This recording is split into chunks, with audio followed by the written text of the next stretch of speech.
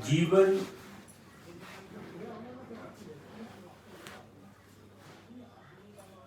का जो निचोड़ है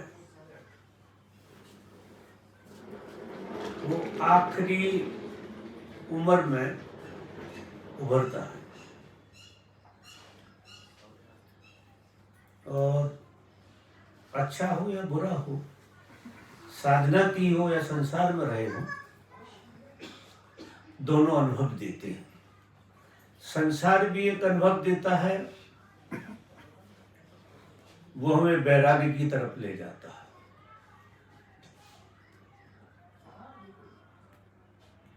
अगर वैराग्य की तरफ जीवन नहीं जाता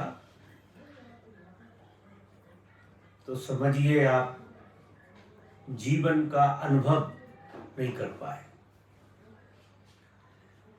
जीवन का जितना गहरा अनुभव जिस व्यक्ति के पास होता है, जितनी गहराई से जीवन को जीता, उतना ही उसके चित्त में वैराग्य जन्मता है।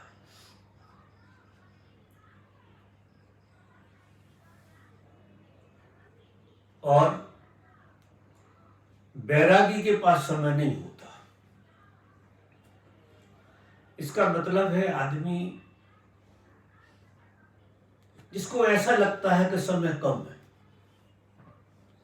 वो आदमी जीवन से थक गया है। ये पक्की बात है। लोगों को अगले जन्म तक का हिसाब किताब रखना आता है। संसार में इतने उलझते हैं कि बच्चों का भी इंतजाम करते हैं, बच्चों के बच्चों का भी करते हैं, जैसे सारी जिम्मेदारी इनकी है। इतना समय है उनके पास, मजा देखिए। उनके पास इतना समय है कि वे पोता पोतियों तक का इंतजाम करके मरना चाहते हैं। उनको समय बहुत है उनके पास। इसका मतलब है वैराग्य नहीं पका। और वैराग्य जिनके जीवन में पका है, उनके पास करीब करीब समय है ही नहीं। और समय नहीं हो ऐसा किसी को लगे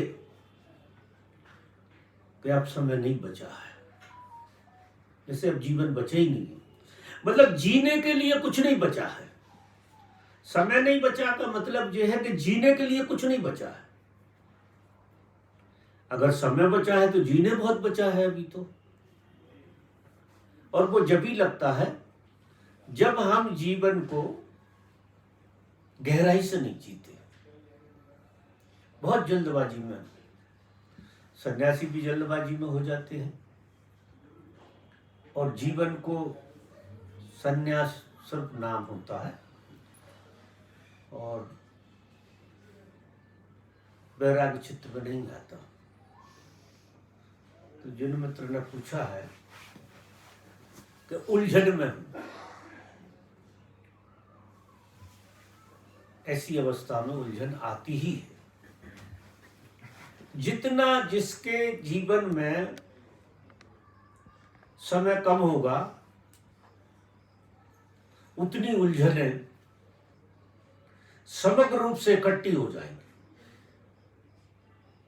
क्योंकि समय कम है। और समय कम है तो सारी उलझनें घेर लेती है। सारी उलझनों के बीच में फंस जाता है आदमी और उससे ये समझ में नहीं आता कि मैं क्या करूं, क्या ना करूं। बुनियादी बात जो है ना जीवन की, वो ये है, अहंकार के पास बहुत समय, 3 पीढ़ी का समय अहंकार के पास। अहंकार अगले जन्म तक का हिसाब किताब बनाना चाहता है, क्योंकि वो इतना भूखा है, उसकी भूख कभी मिटती नहीं। तो बहुत समय हो जाता है, उसके पास बहुत समय है, और समय कम हो गया, इसका मतलब अहंकार के लिए जिन जिन चीजों से रस बनता था वो चीजें अब रस नहीं दे रही, और अहंकार बचा है। वजह देखो, उलझन कहाँ है? उलझन ये है कि समय बचा नहीं और अहंकार का रस बचा है। अगर समय नहीं बचा तो निश्चित ही है कि अहंकार का रस विदा हो गया। अब ऐसी स्थिति में साधक को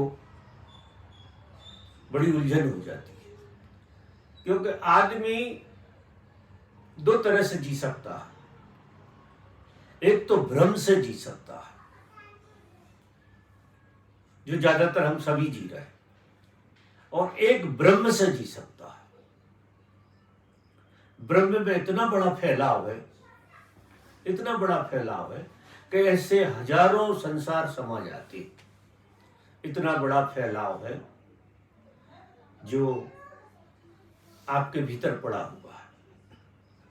बेचैनी और परेशानी हर साधक की क्या है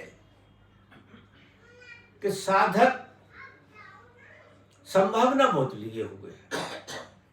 प्रत्येक साधक की गजब की संभावना है। जैसे कोई आदमी यूनिवर्सिटी का आदमी हो और छोटवा बड़वा पढ़ के रह जाए, अब उसकी अतृप्ति कितनी होगी? बहुत अतृप्ति रहेगी उसके जीवन में, क्योंकि संभावना वो लिए हुए है यूनिवर्सिटी की। हम सब मित्र जो है यूनिवर्सिटी की संभावना लिए, प्रत्येक व्यक्ति। यहां तो मनुष्य पैदा इसलिए हुआ कि वो यूनिवर्सिटी की डिग्री पा ले, लेकिन कोई दूसरी क्लास, कोई पहली क्लास, और कोई तो स्कूल गया ही नहीं, ऐसे मर जाती है। अब इनकी हालत क्या होगी अगर ऐसे मरेगी? तो तृप्ति तो नहीं हो सकती है, कोई उपाय नहीं है, क्योंकि तृप्ति हमारी जब तक पूरी संभावना न खुल जाए तो हम तृप्त नहीं हो सकते। लाख लोगों से कहो कि संसार छोड़ दो, संसार ऐसा है, संसार वैसा है, हजारों ऋषि मुनिया यही बात कर रहे हैं, सारे शास्त्र वेद पुराण कर रहे हैं, लेकिन ये छूटता नहीं है। ये ऐसे नहीं छूटेगा, क्योंकि संसार एक परीक्षा है। एक परीक्षा के उसमें बैठ गए कक्ष में आप, और संसार ही हमको पढ़ाता है। अगर उसे ठीक से जिया जाए तो संसार हमको हर कदम पे पढ़ाता है, हर घटना हमें कोई अनुभव देकर जाती है। हम चाहें तो सुबह से शाम तक बहुत कुछ सीख सकते हैं, क्योंकि हम जो जानते हैं, जैसा हम मान के चल रहे हैं अपने आप को, वो सिवा मूलता के और कुछ नहीं। और मूल आदमी सीखने को तैयार नहीं, बिल्कुल सीखने को तैयार नहीं, क्योंकि मूलता सीखना नहीं चाहती।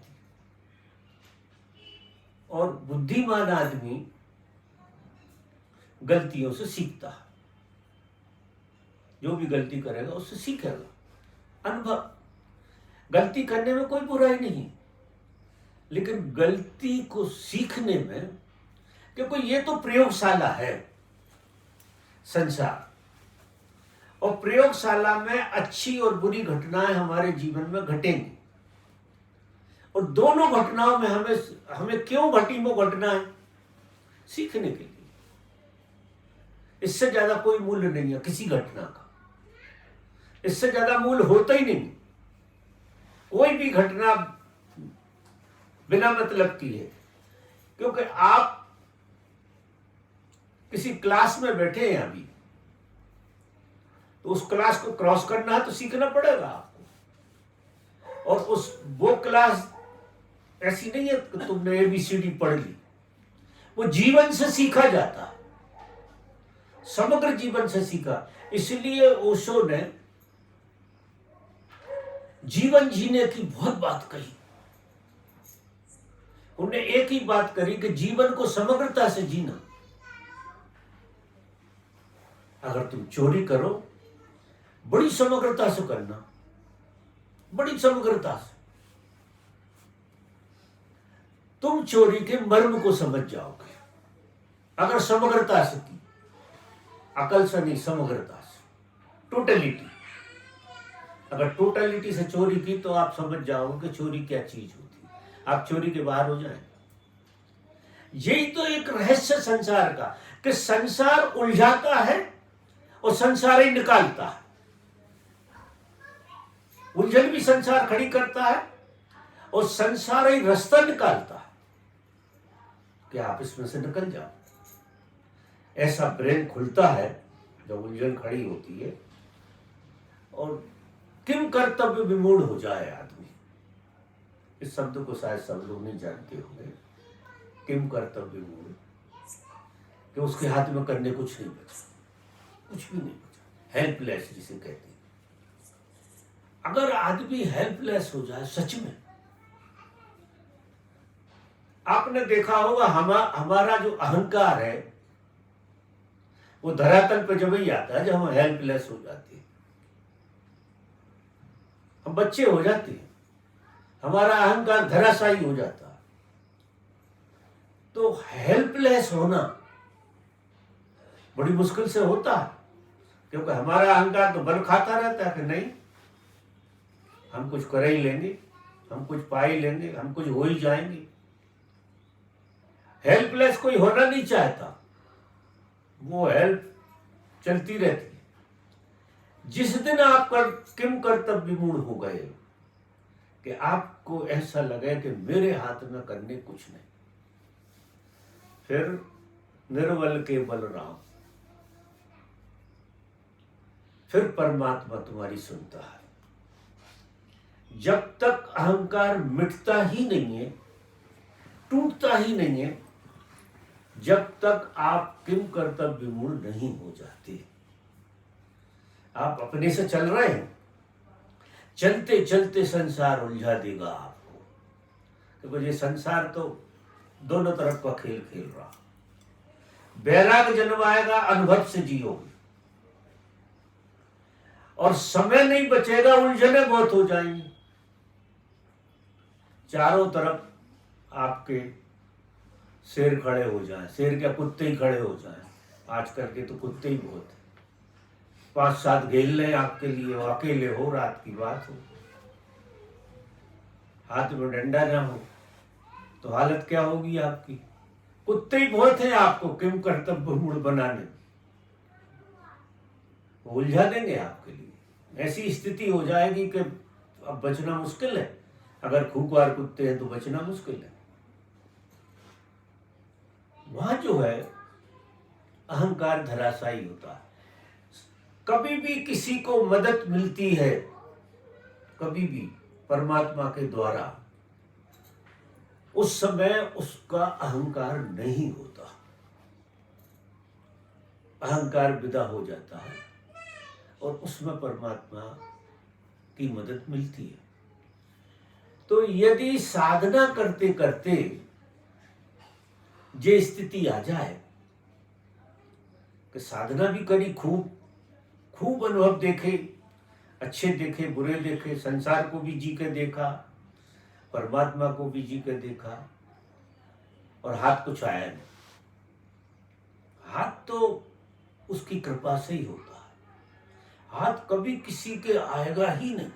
पर बाबा लगातार लंबे समय दुख, लगातार लंबे समय तकलीफ जीवन में रहती तो भी अहंकार टूटता नहीं है ना बाबा। वो उतनी तकलीफ हुई नहीं, किम कर्तव्य विमूढ़ तो हुए ही नहीं, सवेरे ही प्लान बन जाता है दूसरा। किम कर्तव्य विमूढ़ की स्थिति आती है, वो बना नहीं सकते आप, वो बना नहीं सकते। वो ऐसे नहीं आएगी। संसार की समझ बहुत गहरी हो, इतनी संसार की समझ हो कि संसार व्यर्थ हो गया हो और ऐसा लगे कि समय नहीं बचा है और संसार व्यर्थ हो गया, क्योंकि आप संसार अर्थपूर्ण है तो ब्रह्म में जी रहे। ब्रह्म में आप जी सकते हो 20 साल, 50 साल, 100 साल, 200 साल जी जाओ आप। ब्रह्म गजब की चीज है, क्योंकि ब्रह्म से ही पैदा हुआ है वो। तो या तो भ्रम मनुष्य को चाहिए, उसे जिंदा रखने के लिए भ्रम देते जाओ, भ्रम से वो जिंदा रहेगा। वैसे उसके खुद को ही किसी को देने की जरूरत नहीं, खुद के ही भ्रम होते हैं। बहुत भ्रम में जीता है आदमी। भ्रम तोड़ दो तो तकलीफ होती है आदमी को। अभी किसी का भ्रम तोड़ दो आप, वो नाराज हो जाएगा आपसे और जहर पी रहा है। भ्रम यानी जहर। और कभी कोई तोड़ दे तो तिलमिला जाता है पूरा का पूरा। ऐसा लगता है बंदूक मार दो इस आदमी। और उसने क्या किया? आपका सपना तोड़ा है बस, और कुछ नहीं किया। आपका सपना ही तोड़ता है कोई। इस संसार में कोई किसी का बुरा करने के लिए खड़ा नहीं है। कोई किसी का बुरा नहीं करता इस संसार में। संसार में एक ही काम होता है व्यवहार में कि एक दूसरे के भ्रम टूटते हैं। अब इसमें ना पाप है ना पुण्य है। मजा देखिए, ये दुनिया में जो हो रहा है इसमें पाप पुण्य नहीं है। गहरी बात जो है वो भ्रम तोड़ना है। और किसी को भ्रम पाल दो, एकदम तारीफ करने लगेगा आपकी, आप अच्छे आदमी हो गए, क्योंकि आपने क्या किया, जबकि आप दुश्मन हुए। आप किसी को भी भ्रम दे रहे हैं तो आप दुश्मन हुए, और आप किसी का भ्रम तोड़ रहे हो तो आप उसके मित्र हुए। और कौन बर्दाश्त करता? हम सब शीर्षासन करके जी रहे हैं। जो सीधी बात है उसे उल्टा समझते। अगर कोई सीधी बात कह दे तो हम तरारे में आ जाते, और उल्टी कहे तो हमें वो आदमी अच्छा लगता है। अब इस संसार से कैसे निकलेगा आदमी? बहुत मुसीबत है, इतना सरल नहीं है, क्योंकि जीने का ढंग पूरा का पूरा गलत है। जब तक आप किसी सदगुरु के प्रेम में नहीं आते और सदगुरु की समझ से जीना नहीं शुरू करते, क्योंकि आपके पास तो समझ है ही नहीं, आप में तो समझ है नहीं, तो फिर समझ जो है तुम्हें पैदा एक ही आदमी करा सकता है, वो है सदगुरु। क्योंकि ये संसार में तो तुम बहुत अनुभव करके देख लो तो भी तुम्हारा अहंकार टूटेगा नहीं, जैसा कि तुम कह रहे हो कि धक्के खा खा के भी अहंकार नहीं टूटता। फिर सदगुरु की कृपा वहां तक पहुंच जाए आदमी कि मेरे देखे तुझे भ्रम नहीं टूटेंगे, कोई उपाय ही नहीं, तो उसके भीतर प्रार्थना जन्म ले लेती है। जब तक वो अपने से लड़ता रहेगा, परिस्थितियों से लड़ता रहेगा, भ्रम नहीं टूटेगा। और टूटना भ्रम ही है और कुछ नहीं होना, भ्रम ही टूटता है। संसार में कोई गलत नहीं कर रहा, कोई सही नहीं कर रहा। मजा देखो, सही और गलत का तो कोई मतलब ही नहीं। यहां एक ही काम हो रहा है कि एक दूसरे के भ्रम तोड़े जा रहे हैं। और वो भ्रम ऐसे हैं कि परिवार में है, रिश्तेदारी में है, सबसे ज्यादा तो परिवार में। सबसे ज्यादा दुश्मन होता है परिवार, क्योंकि परिवार बहुत भ्रम देता है, बहुत गजब के भ्रम देता है। परिवार में हम एक दूसरे को सहज चटाते रहते हैं भ्रमों की। और फिर रिश्तेदारी। पर बाबा अब है ना, अहंकार नहीं टूटता है, नहीं टूट रहा है, उसकी पीड़ा हो रही है, तो ये पीड़ा भी बाबा झूठ है क्या? अब अहंकार नहीं टूट रहा है, ये दिख रहा है, तो उसकी भी पीड़ा हो रही है, तो ये पीड़ा भी झूठ है क्या बाबा? मेरी दृष्टि में ऐसा मुझे फील होता है बाबा। पीड़ा नासमझी का परिणाम है, तो झूठ तो है। पीड़ा बिल्कुल झूठी है, क्योंकि पीड़ा की जड़ें नहीं होती, किसी भी पीड़ा की जड़ें नहीं होती, किसी जड़ से नहीं आती। किसी भूल की वो नहीं होती जड़ें, ये तो बीच में से खड़ी होती है। अहंकार जो है बिना जड़ का है, उसकी कोई जड़ें नहीं है। उसे ढूंढने जाओगे तो मिलेगा ही नहीं, आज तक किसी को नहीं मिला। अहंकार से बड़ी झूठ नहीं है कोई, और अहंकार से बड़ा सत्य नहीं है संसार में कोई। परमात्मा से भी ऊंचा है संसार में अहंकार। परमात्मा को पीछे कर देता है अहंकार संसार में। तो तुम्हें हम दूसरे दिन देख लेंगे, पहले अहंकार को संभाल लेते हैं, सहजते हैं, संभालते हैं, वो खेल चलता रहता है। तो अहंकार की समझ चाहिए, और अहंकार टूटता है गुरुवाणी से। गुरुवाणी से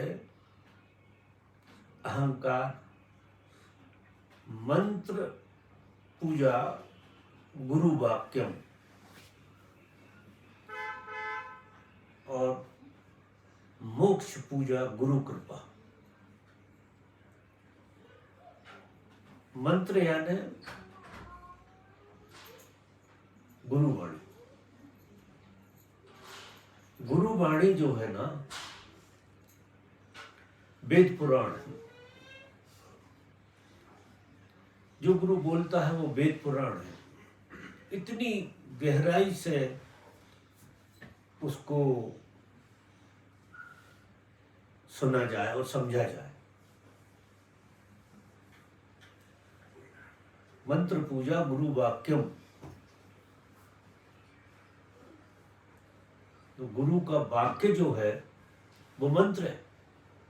ये मंत्र जपने से काम नहीं होता।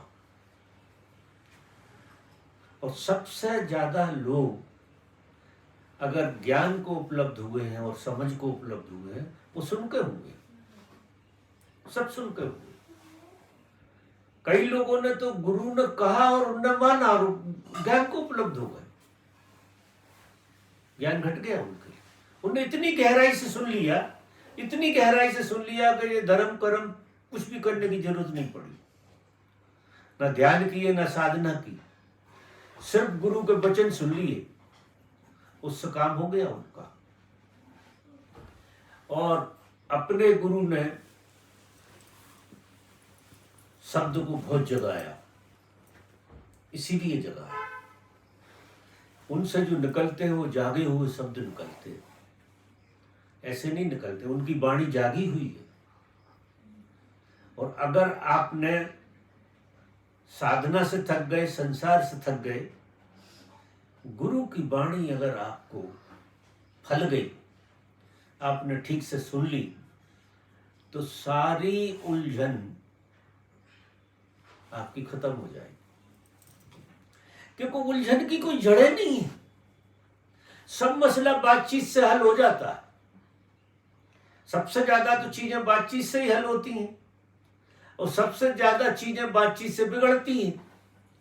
आप संसार में देख लो, संसार में कोई तलवारें नहीं चल रही।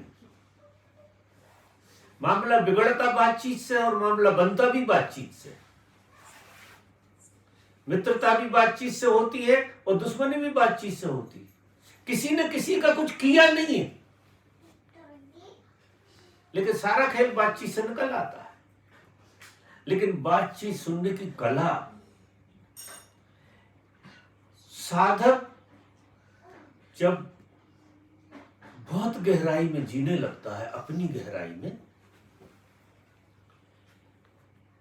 तो दुश्मन की बातचीत से भी सीख लेता है। जैसे कभी वो दुश्मन मानता था, उसकी बातचीत भी फल जाती है उसे, उसमें से भी रस निकाल लेता है। उसे भी वो गुरु कृपा मानता है। क्योंकि जो सीखने को तैयार, शिष्य का मतलब जो सीखने को तैयार है। यह सिखाने सब तैयार है, सीखने कौन तैयार? परिवार में देख लो आप, बेटा बाप को सिखाता रहता कि हो गए तुम बाप, सीखो मेरी बात, तुम नहीं समझ पाए दुनिया है कैसी। और बाप आखिरी तक, सांस तक मरेगा जब तक बेटा को सिखाता रहता। सीखने कोई तैयार नहीं। पति पत्नी एक दूसरे को सिखाते रहते हैं, सीखते बिल्कुल नहीं है। वजह देखो। और सीखना जिसे आ गया वो शिष्य, सीखने के लिए खुल गया, वो तो शिष्य हो गया। और शिष्य के जीवन में ज्ञान फल जाता है, क्योंकि वो सीखने के लिए तैयार है। और हम बिल्कुल सीखने को तैयार नहीं है। हम सिखाने जरूर तैयार है, चाहे कोई ना सीखना चाहे तो भी सिखाएंगे, पकड़ पकड़ कर। ये स्थिति है हमारी। अब ये स्थिति अगर रहेगी, इससे क्या होता है? सिखाने से अहंकार तृप्त होता है, सीखने से अहंकार गलता है। अगर आप सीखने राजी हो गए तो अहंकार छूटेगा आपका। इवन पत्नी से सीख के देखो, गुरु तो बहुत दूर की बात है, जो घर में है वही से, तो अपने बेटे से सीख के देख लो जरा। और बेटे से अगर तुमने सीखा तो तुम्हारा अहंकार गलेगा। लेकिन बाप बेटे से कैसे सीख ले? उसका अनुभव बड़ा भारी है। हाँ, जानते होगे, तुम्हें इन्फॉर्मेशन होगी दो चार चीजों की, लेकिन जीवन का अनुभव तो मुझे, तुम्हें तो है नहीं। एक चीज नहीं सीखने तैयार कोई, क्योंकि कान में भगवान ने हरेक के में कुछ अलग डाल दिया। जब भी मनुष्य पैदा होता है तो उसके कान में भगवान एक चीज डाल देता है कि तुमसे श्रेष्ठ कोई है ही नहीं। ये उसके कान में, तुम्हें मैंने इतना श्रेष्ठ बनाया है कि तुम्हें कंपेयर कोई कर नहीं सकता है। ऐसा सीख लेता है तो चलती रहती है गाड़ी। कोई किसी से सीखने के लिए तैयार नहीं। अब तुम सीखने को भी तैयार नहीं, सुनने को भी तैयार नहीं, तो झंझटें तो आएंगी। तुम्हारी जिंदगी में झंझटें आने वाली हैं, और आगे पीछे तुम उलझन में फंसोगे। पर बाबा सालों से हम ओशो को और आपको बहुत प्रेम से सुनते ही हैं बाबा, बिल्कुल नहीं सुनते, लेकिन बाबा अहंकार टूटता नहीं बिल्कुल उससे। नहीं सुनते। आप झूठ बोल रहे हैं, आप सुनते ही नहीं, बल्कि ओशो को सिखाने के चक्कर में रहते हो। देखो कैसे सिखाते हो तुम ओशो को। ओशो का लेक्चर चल रहा, तुम सुन रहे हो, जो तुम्हारे माफिक बात होती है वो तुम सही मानते हो, और जो तुम्हारे माफिक बात नहीं होती वो तुम सुनते ही नहीं। तुम बड़े कलाकार हो। जो तुम्हारे काम की नहीं है वो तुमने सुनी ही नहीं। तुम पूरा लेक्चर थोड़ी सुनते हो, उसमें वही चीज जिसमें तुम्हारे अहंकार को तृप्ति मिलती है। तुम गौर से देखना, यार ये बात कही बहुत जोरदार। अब वो बात तुम्हारे लिए फिट बैठ रही थी बचने के लिए। हम गुरु से भी बचने की कोशिश करते हैं, हम इतने चालाक, गुरु को भी बाहर कर देते हैं। हम बचने की गजब कोशिश करते हैं कि इनकी कटार ना लग जाए, इनकी सेहत लग जाए, इनकी कटार ना लग जाए। तो हम गुरु की भी नहीं सुनते। ये बिल्कुल, गुरु को सुनना जिसे आ गया उसे कुछ करने की जरूरत नहीं। और सबसे सरल विधि है, सबसे सरल विधि। और हमारे गुरु ने तो सब कुछ उपलब्ध कर दिया। तुम्हें पढ़ने की भी जरूरत नहीं है, लिखने की भी जरूरत नहीं है, सिर्फ सुनो। क्योंकि जागृत वाणी बोल दी उन्होंने और रिकॉर्ड करवा दी, जानकर रिकॉर्ड करवाई कि जागृत शब्द जो है अगर तुम सुनो तो तुम एक लेक्चर 100 बार सुनो, तब शायद थोड़ी चीज समझ में आएगी। तुम आश्चर्य करो, एक लेक्चर को 100 बार सुनो, क्योंकि तुम सुन नहीं पाए। रोज सुनो उसे, एक ही लेक्चर को रोज सुनो। सुनोगे ही नहीं, दूसरे दिन खोलोगे ही नहीं, क्योंकि तो हम जानते हैं जो जो बोला है उन्होंने। और तुम नहीं समझ पाए मर्म तुमने कहां स्लिप किया है। अगर 100 बार तुमने सुन लिया ना उसे, तो शायद तुम्हें 2-4 शब्द समझ में आ जाए, क्योंकि मन उबेगा और तुम्हें बैठना, मन दुकानदारी फैलाएगा नहीं, और तुम्हें बैठना सुनना है। तुमने संकल्प ले लिया कि 100 बार में यही लेक्चर सुनूंगा। मंत्र क्या है? मंत्र ओम नमः शिवाय, मंत्र क्या करता है, तुम्हें उबाता है। बार बार कोई चीज को तुम सुनोगे तो तुम ऊबोगे, और ऊबने में क्या हो जाएगा कि तुम्हारा अहंकार किसी वक्त गच्चा खा जाएगा, वो गुणा भाग नहीं कर पाएगा। और गुणा भाग नहीं कर पाया अहंकार ने, तो तुम्हें गुरु की वाणी पकड़ में आ जाएगी, तुम सुन लो। लेकिन 100 बार कौन सुनेगा? दूसरी बार कोई नहीं सुनता लेक्चर। दूसरी बार भी ऐसा लगता है यार ये सब सुना सुनाया तो है, तुमने सुना ही नहीं, ऐसे मानो। तो अहंकार जो है वो ना तो मानने तैयार है, ना सुनने तैयार है, और ना समग्रता से जीने तैयार।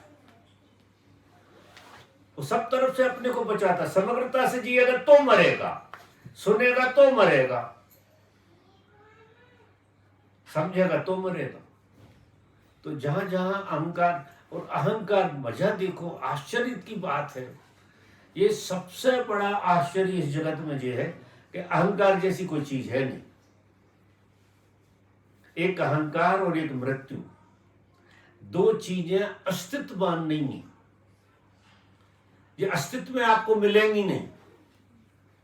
छोटी से छोटी चीज भी मिल जाएगी तुम्हें अस्तित्व में, लेकिन अहंकार और मृत्यु आपको अस्तित्व में नहीं मिलेगी अगर ढूंढने जाओगे। तो संसार में तुम कुछ मत ढूंढो, दो ही चीजें ढूंढो। और ये दो ही चीजें संसार खूब उभारता है। संसार अहंकार को उभारता है जबरदस्त, और मृत्यु के भय को उभारता है। दो चीजों को संसार में ऐसे ऐसे खेल होते हैं, सांप खड़ा हो जाए, शेर खड़ा हो जाए, कोई चाकू लेकर खड़ा हो जाए, वो मृत्यु को उभारता है। और अहंकार को तो सुबह से शाम तक सब उभार ही रहे। आपके अहंकार को उभारते हैं क्योंकि चोट करते हैं थोड़ी सी, और अहंकार पिनपिनाता है। फिर आप क्या करते हो, उस पर बस नहीं चलता तो किसी और में मारते हो चोट, उसे बराबर करने की कोशिश करते हो। तो बाबा हमने जो करना था, सुनना था, तकलीफ झेल ली, अब टूट नहीं रहा अहंकार, तो बाबा आप ही तोड़ दो। 100 बार सुनो, कुछ बचा नहीं बाबा अब तो। हम क्या बोल रहे हैं, 100 बार तुम गुरु को सुनो, ठीक है। 100 बार तुम और कुछ मत करो, 100 बार सुनो एक लेक्चर। गीता सुनो आप 100 बार, कुछ और मत सुनो, गीता के लेक्चर सुनो, 100 बार सुनो एक लेक्चर। आप देखो बॉडी फैल जाएगी, क्योंकि कब तक नहीं उबोगी। मंत्र यही करता है कि हजारों बार जो लोग मंत्र पढ़ते हैं, हजारों बार उनका मन उब जाता है, और उब कर बैठ जाता है, और वो संकल्पवान आदमी है, वो मंत्र पढ़ता ही रहेगा। तो उधर गैप आ जाएगा, शब्द चले जाएंगे और निशब्द में घुस जाओगे। क्योंकि शब्द से ही उलझे हो, और शब्द ही तुम्हें शब्द से निकाल देगा, लेकिन उसको आपको बोलना पड़ेगा। मंत्र ओम नमः शिवाय, कोई भी मंत्र उबाने वाला है। हाँ, इतना है जागृत होना पड़ेगा, वो नींद में भी ले जा सकता। जहां अहंकार सोने लगता वही नींद आती। जैसे ही अहंकार सोया कि आप नींद में चले जाते। तो इतनी जागृति रखना कि आपको झपके ना आए, और मंत्र जाप करो। आप करके तो कोई प्रयोग करते ही नहीं, करो आप 2-5 हजार बार मंत्र पढ़ो रोज, 2-4 हजार बार पढ़ो। ओम नमः शिवाय, ओम नमः शिवाय, ओम नमः शिवाय, पर पढ़ते रहो। कब तक मन चलेगा, उब जाएगा मन, बैठ जाएगा, ठंडा हो जाएगा। और जैसे ही वो ठंडा हुआ, खिड़की खुल जाएगी। मजा देखो। और गुरु को सुनते सुनते तुम्हें नींद आएगी निश्चित, क्योंकि दूसरी बार के लेक्चर में तो आधे सो जाओगे तुम। और 100 बार लेक्चर अगर तुमने जागृति से सुन लिया बिना सोए, तो तुम्हें गुरुवाणी का रहस्य पता लग जाएगा। तो गुरुवाणी क्या चीज होती, और उसमें जागृति घट जाएगी। ऐसा खेल है। तो उलझन जो है वो गुरु की कृपा से मिटती। मोक्ष मूलम गुरु कृपा। मोक्ष का जो मूल मंत्र है, मंत्र मूलम गुरु वाक्यम, मंत्र का जो मूल उद्देश्य है वो गुरु के वाक्य हैं। उनको तुम सुनो तो तुम निशब्द में आ जाओगे। मंत्र का मतलब ही जो है शब्द से निशब्द में ले जाए। और मोक्ष मूलम गुरु कृपा, जब तक गुरु की कृपा नहीं होती कोई मोक्ष को उपलब्ध हो नहीं सकता। कितनी साधना करे, कितनी साधना करे वो, जब तक गुरु की कृपा नहीं होती वो मोक्ष को उपलब्ध नहीं हो सकता। क्योंकि मोक्ष का जो मूल मंत्र है वो गुरु कृपा में आता है। अब हम गुरु कृपा के पात्र हो जाएं। गुरु की कृपा तो बरसे ही रही, लेकिन हम पात्र कब होते? और जो पात्र हो जाता उसका काम हो जाता, उसका खेल हो जाता। ख्याल में आ रही बात?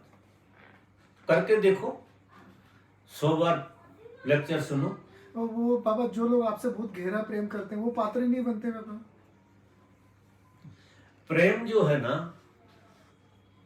प्रेम की आड़ में बहुत काम होता है। जितना ज्यादा झूठ प्रेम के नाम पे चलता है उतना किसी चीज पे नहीं चलता। ये संसार जो है झूठे प्रेम की दम पर टिका। वजह देखो, घर में परिवार, पूरा परिवार झूठा प्रेम करता है, रिश्तेदार झूठा प्रेम करते हैं, मिलने जुलने वाले सब झूठी नमस्कार करने में भी तकलीफ होती है, करना पड़ती है। नमस्कार जो है पड़ोसी से रोज रोज दुआ सलाम करना पड़ती है, दिल से होती है। अंदाजा लगाओ। तो बाबा जो आपको प्रेम करते हैं वो झूठा कैसे हो सकता है प्रेम? वो तो झूठा है, कैसे? क्योंकि मुझसे प्रेम नहीं करती, मुझसे प्रेम नहीं करती, मुझे तो समझे ही नहीं। अगर मुझसे प्रेम करोगे तो तुम संसार के प्रेम में पड़ जाओगे, क्योंकि मैं अकेला नहीं हूं। तुम्हें कुत्ता बिल्ली से प्रेम हो जाएगा अगर तुम सच में मुझसे प्रेम करती। ये भ्रमणा है आपकी कि मुझसे प्रेम करो। बाबा ये अवस्था तो समाधि के समय आएगी ना बाबा? नहीं, समाधि के पहले, इस अवस्था के बाद समाधि आती है। समाधि के बाद प्रेम भ्रम कुछ नहीं बचता, वह जरूरत ही नहीं है ना। समाधि के बाद ना प्रेम बचता ना घृणा बचती, दो चीजें विदा हो जाती। और जे प्रेम तुम्हारा घृणा में बदल जाता है, जरा सी भी तुम्हारी भ्रमणा तोड़ दी जाए तो वो प्रेम रात भर घृणा फेंकेगा। इसे प्रेम कहोगे? ये गलत कहते हो कि आप मुझसे प्रेम करते हैं। तो ये फिर भ्रमणा भी निकाल दो। तो फिर बाबा ये रिश्ता क्या है बाबा? काम चलाओ। नहीं बाबा ऐसा नहीं है बाबा। काम चलाओ होता ही है, क्योंकि काम चलाओ से संसार चल रहा है इतना बड़ा। सब चीजें काम चलाओ नहीं है। संसार में कौन सी चीज स्थायी है? नहीं बाबा ऐसा नहीं, हम आपसे प्रेम करते हैं बाबा। ये भ्रम सब है। नहीं बाबा। अरे तुम्हें थोड़ी, सबको ये भ्रम कि आप प्रेम करते हो। अगर आप मुझे प्रेम करते हैं तो इसे प्रेम करो, इसे प्रेम करो। कुत्ता बिल्ली तक को बिल्कुल मेरा ही रूप मानो तो मैं मानूं कि मुझसे प्रेम करते हो। कुत्ता को भी देखो ऐसे कि बाबा का प्रकाश है इसमें, ऐसे मानो। देख, सिर्फ दृष्टि बदल जाए तुम्हारी। तुम्हारा तो दिन में 3-4 बार किसी से भी प्रेम उतर जाता, ये स्थिति होती। प्रेम घृणा में बदल जाता है। मैं समग्र हूं, व्यक्ति नहीं। और तुम व्यक्ति से प्रेम करते हो, और व्यक्ति से प्रेम नहीं, मोह हो जाता तुम्हें मुझसे। मोह, प्रेम नहीं होता। और मोह और प्रेम में जमीन आसमान का अंतर है। तुम लाख कोशिश करो इसे प्रेम बताने की, मैं राजी नहीं हूं कि मैं तुम्हारी भाषा थोड़ी बोल सकता हूं कि तुम मुझे प्रेम, बिल्कुल बकवास। ये भ्रमणा निकाल दो। अगर मुझे प्रेम कर रहे होते तो ये जितने बैठे हुए हैं इन सबसे प्रेम घट गया होता तुम्हारा। जिस शर्त होती है सदगुरु से प्रेम होने की, सदगुरु से किसी को प्रेम हो गया फिर कुछ बचता ही नहीं है, कोई चीज नहीं बचती। तुम्हारे बारे न्यारे हो जाते। जब तुम उसके प्रेम में होता तो सारी प्रकृति तुम्हारे प्रेम में पड़ जाती, तुम्हें ये पता नहीं। जिस प्रेम की तुम तलाश में हो, रात दिन कि प्रेम मिले कहीं से। अगर तुम प्रेम में हो सदगुरु के, तो सारी प्रकृति तुम्हें प्रेम करेगी। पक्षी भी प्रेम करेंगे, पशु भी प्रेम करेंगे, सब कुछ प्रेम करने लगेगा तुम्हारे लिए। पेड़ पौधे भी प्रेम करेंगे, आप उसके बगल में से निकल जाएंगे, पर बाबा वो भी आनंदित पर होंगे। बाबा हमारी जितनी बुद्धि है, जितना हृदय है, उतना तो हम आपसे प्रेम कर रहे हैं, लेकिन आप बोल रहे हैं प्रेम नहीं। तो फिर हमारी क्षमता के बाहर है ना, जो आप बात कर रहे हैं कि इसको प्रेम करो, उसको प्रेम करो, तो फिर हमारी क्षमता में मंत्र नहीं हो तो। मूलम गुरु वाक्यम, अभी समझो, वो क्षमता तो हमारी है वो नहीं। छोड़ो, तुम हाँ, सूत्र समझो। मंत्र मूलम गुरु वाक्यम, जो बोला उसमें बहस नहीं, उसे उतरने दो जरा। इसे स्वीकार करो कि तुम प्रेम नहीं करते, इसे स्वीकार। और बहुत पीड़ा होगी, तुम मुझे प्रेम करते हो, ये भ्रम तुम्हें जलाए हुए, इसी भ्रम से जी रहे हो तुम कि तुम मुझे प्रेम करते हो। जो मुझे प्रेम करता है ना, उसके प्राणों में घुस जाता हूं मैं, प्राणों के प्राणों में घुस जाता हूं, जो मुझे प्रेम करता है। और भाग से कोई करता है, गुरु की भारी ईश्वर की कृपा होगी जब कोई मुझसे प्रेम करेगा। ईश्वर की कृपा, जिस पे ईश्वर की कृपा हो गई वो गुरु के प्रेम में पड़ता है। और गुरु के प्रेम में जो पड़ता है वो मोक्षगामी हो जाता है पूरा। ये रिश्ता ऐसा नहीं है रास्ते चलते, ये बन जाए, इसके बहुत मजे है अगर ये बन जाए तो। क्योंकि मैंने जी के देखा, मेरी सांस सांस में गुरु की कृपा होती थी, सांस सांस में मैं जीता था। चेहरा मेरा बदल गया, बातचीत बदल गई, मैं उठने बैठने लगा उन जैसा। इतना प्रेम में जिया, इतना प्रेम में जिया कि उनकी अपार कृपा हो गई। लेकिन संसार में मुझे उनसे प्रिय कोई आदमी नहीं था। हर आदमी को, हर रिश्ते को छोड़ने उनके लिए मैं तैयार। हर घटना को जो छूट जाए 1 मिनट में, लेकिन गुरु का प्रेम ना छूट जाए। क्योंकि ये संसार इतना चालाकी से भरा हुआ है, मन है सबके पास, कि छोड़ने नहीं देता। ये बहुत रूप बदल बदल के आता, इससे बचने की बड़ी जरूरत रहती है। और घृणा से तो तुम बच ही नहीं सकते। अगर संसार से तुम्हें मुक्त होना तो संसार के प्रेम में पड़ जाओ, सबके प्रेम में पड़ जाओ। जिसके प्रेम में सच में तुम पड़ गए उससे मुक्त हो जाओ। जैसे आदमी औरत से मुक्त होना चाहे, औरत के प्रेम में पड़ जाए, औरत से मुक्त हो जाए, क्योंकि रास्ते ही एक है। प्रेम में पड़ने से हम उससे मुक्त हो जाते हैं, जो भी चीज होती है। दुश्मन से मुक्त हो जाओगे, प्रेम में पड़ जाओ, दुश्मन से मुक्त हो जाओगे? नहीं हो जाओगे। दुश्मनी से आप उससे मुक्त हो सकते हो क्या? अगर मुक्त होना है तो आप उसके प्रेम में पड़ जाओ। वो दुश्मन से प्रेम कैसे घट सकता है बाबा? बिल्कुल घट सकता है। जब तुम परमात्मा के रास्ते पे चल रहे हो, उसमें परमात्मा है, गुरु कह रहा है कि हर एक में मैं ही हूं, तो दुश्मन कहां रहा? गुरु तो ये कह रहा है कि हर एक में मेरा ही रूप है, दूसरा कोई है नहीं, तो प्रेम में नहीं पड़ो। ऐसा खेल है। बाबा, ये जो हेल्पलेसनेस की एक अवस्था आती है साधना में, असहायता होती है, असहाय महसूस करने, क्या बोल रही है? बाबा साधना में हम असहाय महसूस करते हैं, हेल्पलेस महसूस करते हैं, तो और क्या उसके करें? साथ जो बहुत ज्यादा इनसिक्योरिटी भी आती है। बढ़ने तो इसके लिए, क्योंकि यही बढ़ेगी जब ही तो काम होगा। इतने हेल्पलेस हो जाओ, इतने हेल्पलेस कि साधना में आदमी ताकतवर अहंकार के कारण रहता है, और साधना से अहंकार गलता है, और अहंकार गलता है तो हेल्पलेस होता है। जैसा जैसा अहंकार गलेगा वैसी वैसी हेल्पलेस होना आ जाएगा आपको। जब तक अहंकार है आप हेल्पलेस हो ही नहीं सकते, कोई उपाय नहीं। और मोक्ष मूलम गुरु कृपा, ये रास्ता खुलता ही वहीं से है। प्रेम की तो बलिहारी, बिल्कुल रास्ता खुल जाता। लेकिन हेल्पलेस भी किस तरह की आप समझते हो? कभी कभी आदमी हेल्पलेस इसलिए समझता है कि मुझे हेल्प मिल जाए, इसलिए हेल्पलेस हो गया हूं कि मुझे यार कहीं से हेल्प मिल जाए, मैं हेल्पलेस हो गया। तो वो तुमने परमात्मा के रास्ते में जो हेल्पलेसनेस है वो नहीं है।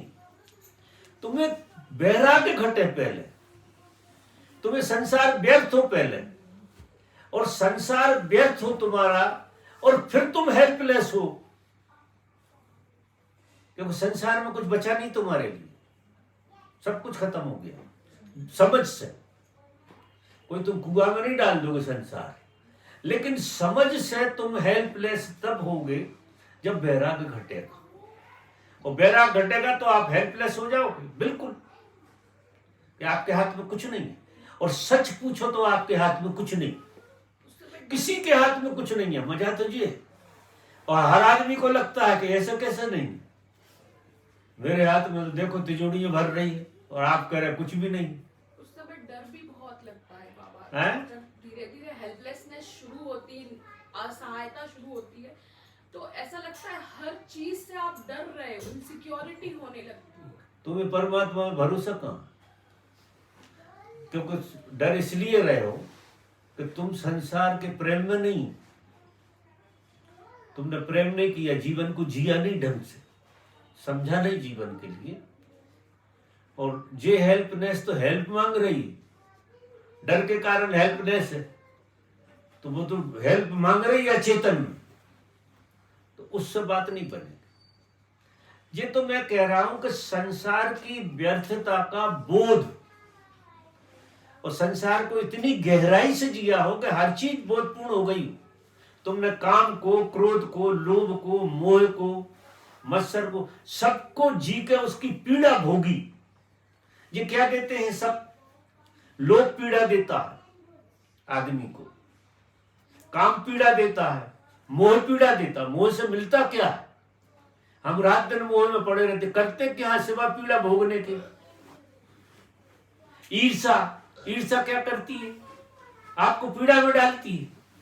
तो आप ईर्षा को इतनी बारीकी से देख लो कि जो पीड़ा देती है, यार मैं कहां इसके चक्कर में पड़ा, जिस सिवा पीड़ा के और क्या दे रही?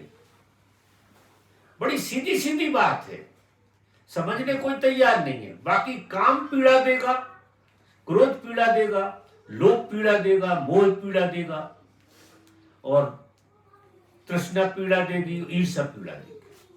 ये सारी चीजें पीड़ा। अब उनको जियो, उनको जियो, उनसे काट के नहीं जा सकते।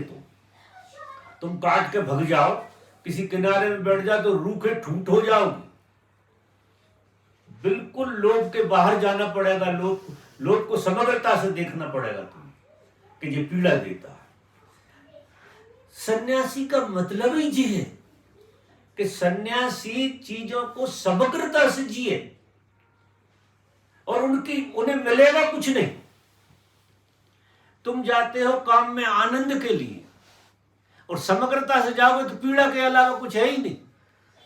लोभ में जाते हो कि आनंद मिलेगा, गौर से देखोगे तो पीड़ा मिलेगी, क्योंकि ये सारी चीजें हमें पीड़ा देती है। उससे वैराग्य जन्मेगा। समझ पूर्वक जब देखोगे तो वैराग्य जन्मेगा, और वैराग्य जब जन्मेगा तो अब तुम हेल्पलेस हो जाओगे कि अब मैं क्या करूं, मैंने ये चीजें भी देख ली, सब हाथ में कुछ नहीं लगता इनसे। साधु के कहने से, शास्त्रों के कहने से नहीं, मैंने समग्रता से जी के देख लिया, हाथ में कुछ नहीं लगा। जब हाथ में कुछ नहीं लगा तो क्या बचेगा वैराग के अलावा? वैराग जन्म जाएगा आपके भीतर। उनसे लड़ना भी नहीं पड़ेगा आपको, किसी भी चीज से नहीं लड़ना। वैराग आ जाए, आपके पास समझ आ गई।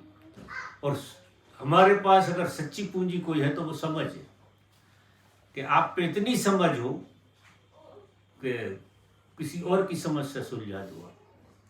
इतनी समझ होना चाहिए तो फ्री हो जाए आदमी। और अगर शेयर करने जैसी भी कोई चीज है तो ज्ञान, जो मैं कहता हूं कि 4 तरह के दान होते हैं, उसमें सर्वश्रेष्ठ सर्वश्रेष्ठ ज्ञान, कि किसी की समस्या अगर कोई राजी हो जाए तो बिल्कुल आप उससे मुक्त कर दो उतने क्षण के लिए, तो वो मुक्ति का स्वाद ले लेगा।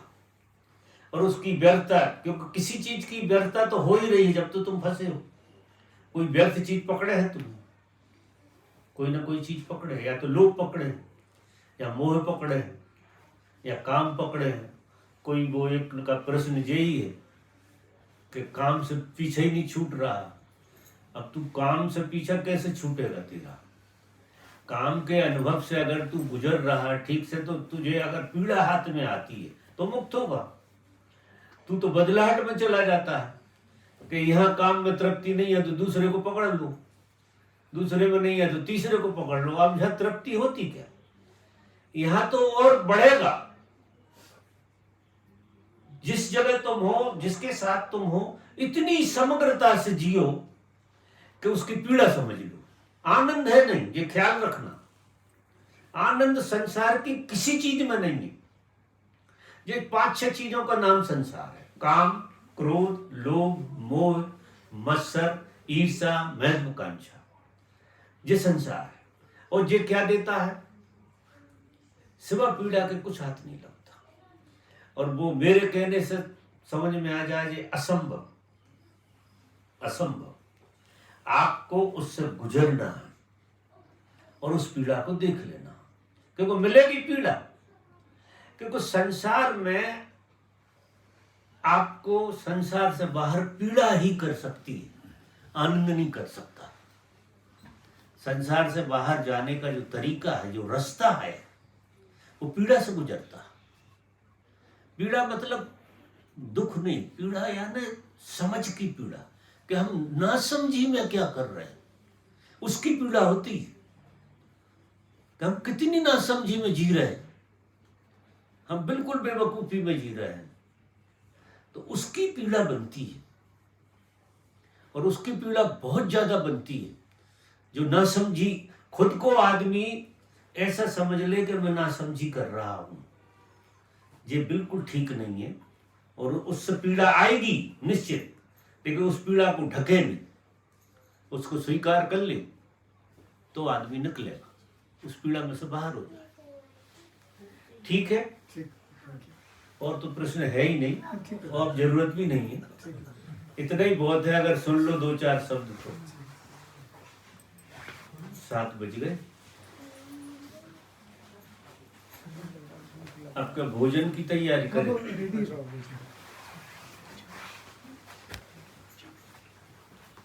भोजन भी जो स्वादिष्ट ज्यादा होता, पेट में दर्द कर रहा है, 15 मिनट की तो लगेगी। पीड़ा तो आती 15 मिनट लगेंगे भोजन में। भोजन में। हाँ। तो बैठो। भोजन कोई बनाने वाला बुलाया बुलाया हो? स्पेशल नहीं बुलाया, बाई तो रहती है। अच्छा, भाई हाँ तो क्या बस वो जी किसने रखे हैं? ये बच्चों नहीं, वैसे बच्चे हैं? बच्चे लोग थोड़े मुठियाँ होगी शायद, तो यहाँ क्यों दे गए? यहाँ रखी पड़ी होंगी ऐसी। खिलौनों में निकलती है।